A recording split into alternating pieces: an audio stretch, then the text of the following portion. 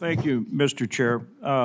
As others have referenced, I want to thank all three of you for the incredible work in the Middle East, not only in terms of defending our ally, Israel, but obviously the strikes on Iran's nuclear capability. It is impossible to overstate the importance of what you did and the incredible skill with which you did it. And we can never take that for granted. It was absolutely unbelievable. And thank you to all of you and all of the men and women in uniform who executed it and continue to execute those missions across all services.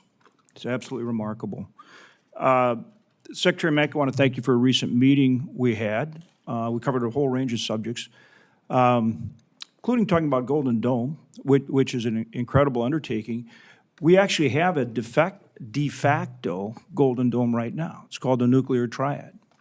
And it's been successful since World War II. Nobody has tried to strike us because they know that we have a nuclear arsenal that nobody can compare with. And we need to maintain that advantage. That's the whole idea with Sentinel and the other upgrades that we're making.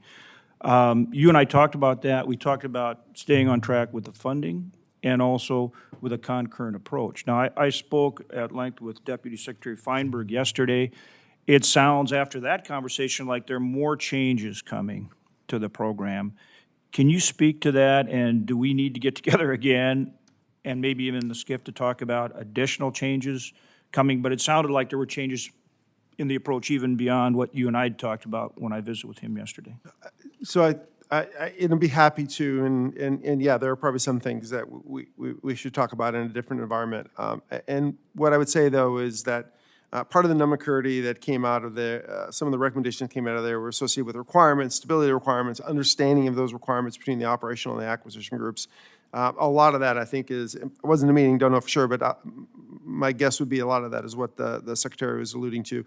We are still assessing the requirements to both ensure that we can keep the budgets under control, but also to simplify and accelerate the schedule. That is with the Minuteman III. We want to make sure that we can deliver in line with the Minuteman III program. And any more details on that, Senator, I'd be happy to talk about in another room. But it's your assessment that his approach is in sync with what you and I talked about recently? Yes, Senator. I've spent quite a bit of time with SecDef on this, and I think the teams are working really well together. We have a pretty good approach both organizationally and how we're going to handle the requirements. And I think that also could be, as alluding to, is there some organizational focus we're trying to bring to that program and a number of other programs to ensure successful execution. Good.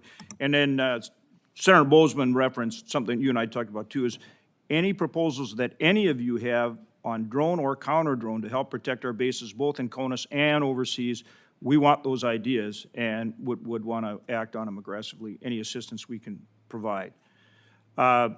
General Saltzman, in the 2026 budget, funding for the transport layer as part of SDA's Tranche 2 launches fully divests SDA of transport layer in Tranche 3.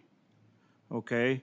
So you reduce them in Tranche 2 and you eliminate them in Tranche 3. So how are you going to replace that SDA capability without that funding and that continued mission?